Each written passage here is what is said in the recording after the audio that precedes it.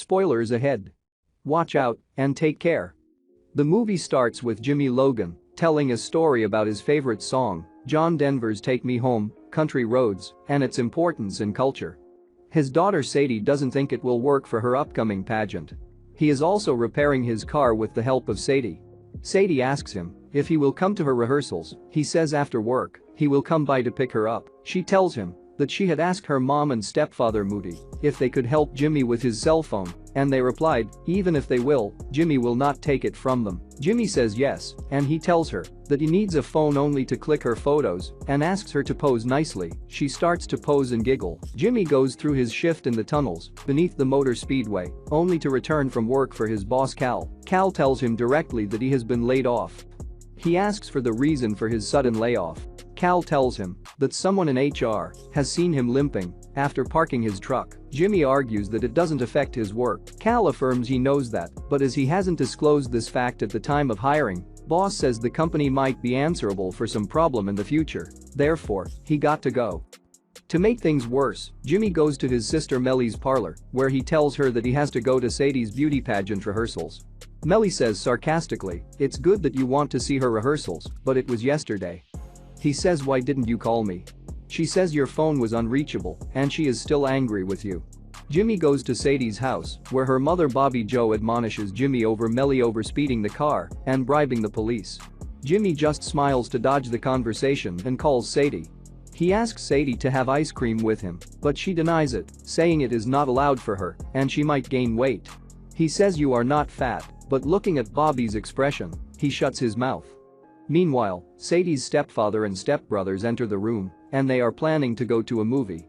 Sadie asks Jimmy to accompany them, but he denies it and even says the movie is quite inappropriate for kids, but Moody replies that they enjoy it a lot. Before leaving, Bobby Joe tells Jimmy that she and Moody are planning to move to Lynchburg as Moody plans to open up a new dealership there.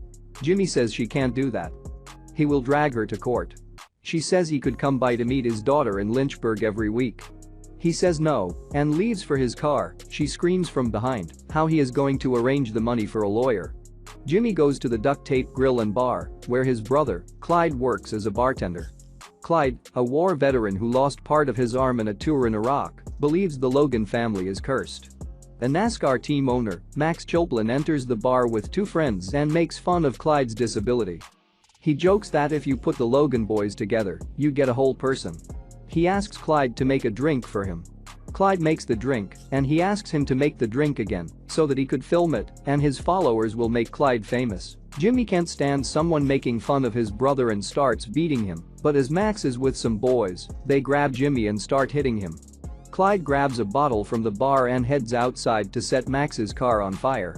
Max and his friends run outside to see the car burning, and Max asks his boys to film the burning car as evidence, but as they start to film the scene, Jimmy comes by, grabs their phones, and throws them into the fire, then turns to Clyde and says cauliflower. The next day, Clyde wakes up with Jimmy making breakfast for him.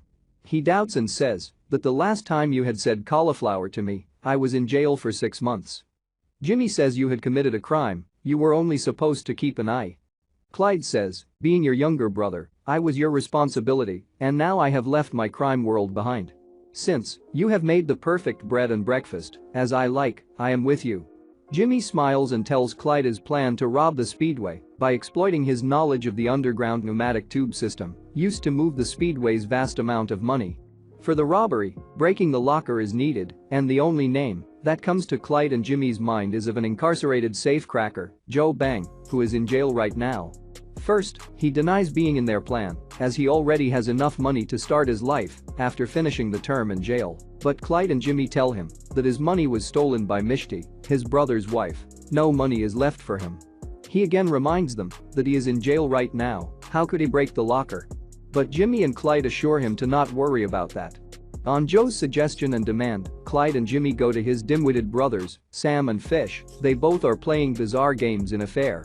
Jimmy becomes suspicious regarding taking them in the plan and asks Clyde to tell them only what is necessary to tell. Joe's brothers go to meet him in prison. He asks them to get an important package from Mr. Bear in Wood. The brothers approach center screen from the right and from the left a man dressed as a bear. They meet in the middle, where the bear hands over the package. Before they all turn, He disappears from the screen. Clyde gets himself intentionally sent to prison by crashing into a shop for 90 days. Millie also becomes part of their plan. The plan is to break Joe and Clyde out of prison for the robbery and return them to prison later in the day. Jimmy takes Sadie for the tanning process and gets her ready for her next Rihanna performance. He takes her to Millie's parlor, where Millie asks Sadie if she is excited, and she affirms. Jimmy waits outside the parlor when his old schoolmate Sylvia catches up with him. She is a health worker working in a mobile clinic and tells him to get a free tetanus shot. He doesn't recall her at first, but when she tells him about Bobby Joe, he recalls her by asking if they have kissed in school. She drives away, saying no one has ever been this meaningless to her. Later, Millie asks Jimmy about a backup plan, and he tells her to do as told and other things he will manage. And she agrees.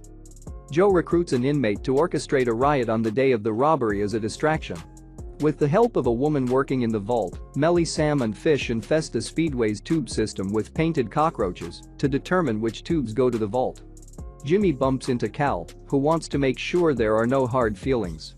Cal also mentions that they finished construction ahead of schedule, meaning the heist must get moved up a week during a big race on Memorial Day weekend. On the day of the robbery, the inmate recruited by Joe starts a fight, which results in a riot that hides Joe's and Clyde's escape. They crawl out through the vents and are met by Melly in a Ford Shelby GT 350, which they borrowed from Moody, who picks them up and takes them to the Speedway. Warden Burns is forced to handle the situation, despite there being no actual problem other than two prisoners escaping. At the Speedway, Sam and Fish blow up a generator to disable the credit card machines, forcing vendors to accept cash only. Clyde, Jimmy and Joe enter the tube room, and Joe uses an explosive improvised from bleach, gummy bears, and a dietary salt substitute to blow open the gate from the tube to the vault.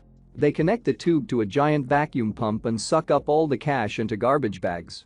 The smoke goes through the pipes and is noticed by the Speedway staff. Security goes to investigate, but is thrown off when others speak they don't hear anything or smell anything. The gang then continues by taking the money through a vacuum. Jimmy tries to speed up the process, which only sends money flying everywhere. He hits the reverse button, causing the vacuum to suck up Clyde's arm. Things get heated when it slipped that Jimmy was the one originally supposed to go to Iraq, but he somehow made it so that Clyde would end up going. The gang takes the money in garbage bags and slips it out. Clyde and Joe are spotted by Max and his sponsored driver Dayton White. Another altercation occurs, in which Max gets a broken nose. The two return to prison with nobody having suspected a thing. Jimmy makes it on time for Sadie's next pageant. Instead of performing Rihanna's Umbrella as she planned, she sings Take Me Home, Country Roads as soon as she sees Jimmy walk in, leading the whole audience to sing along. It is later heard on the news that the money stolen from the Speedway was recovered by authorities after Jimmy left the truck at a gas station and tipped them off for them to find it. Melly doesn't want to see Jimmy when she hears the news. FBI agent Sarah Grayson investigates the heist. She suspects Jimmy, Clyde and Joe, but she has no evidence. Although Max claims he saw Clyde at the Speedway, his disgruntled Rassiker driver, who wrecked due to a sugar crash caused by Max's energy drink, tells the FBI that he was not with Max at the time and has no idea what he's talking about. The prison warden refuses to report the riot, claiming there was a small kitchen fire at the prison on that day and nothing more. After 6 months, the Speedway president receives an insurance payout and is satisfied. The case is officially closed.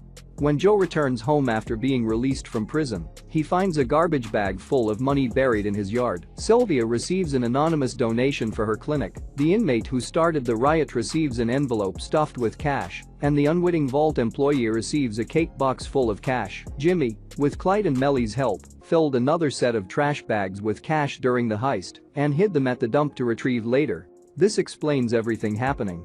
Jimmy determined the coast was clear once his phone service was cut off. He figured the phone company wouldn't cut his service so long as the FBI wanted to tap his line. Jimmy and Clyde then went to retrieve the money. A while later, Jimmy goes to the bar with his new girlfriend Sylvia. He tells Clyde, who now has a new prosthetic arm, that he split up the money for the gang, as well as for the authorities to find, to throw them off their trail. Clyde then serves Grayson, who is continuing her investigation undercover. The rest of the gang drinks with each other. We see Clyde's old arm clutching a beer bottle, and Jimmy now works at a Lowe's store near his daughter and ex-wife's home in Lynchburg, Virginia. The end.